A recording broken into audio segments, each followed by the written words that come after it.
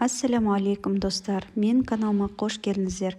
Бүгін сәбіз по-корейски дайындайтын боламыз. Ол үшін бізге сәбіз, пияз, помидор, болгарский перец, чеснок, тұз, приправа, пісте май және уксус қажет болады. Қыздар, мен каналыма подписаться етіп, лайк басып, қоңырау белгісінде басуды ұмытпаймыз. Ең алдымен біз сәбізімізді теркадан өткізіп, оған тұзды қосып, жақсылап умаждап қоятын боламыз. Кейіннен дайындалған осы көкөністерімізді майдалап турап, оны қызып тұрған пісте майымызды жақсылап қуырып алатын боламыз.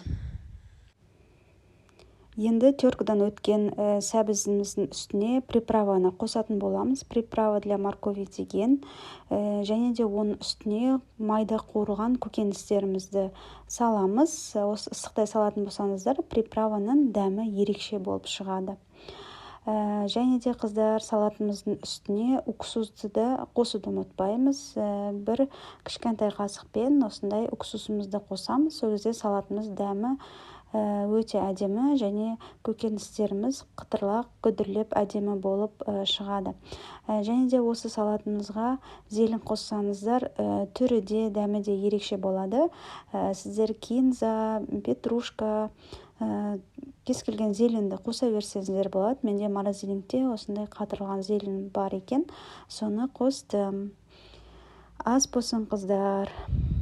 Сіздермен бірге болған Самал. Сау саламатта болыңыздар. Келесі кездескенше.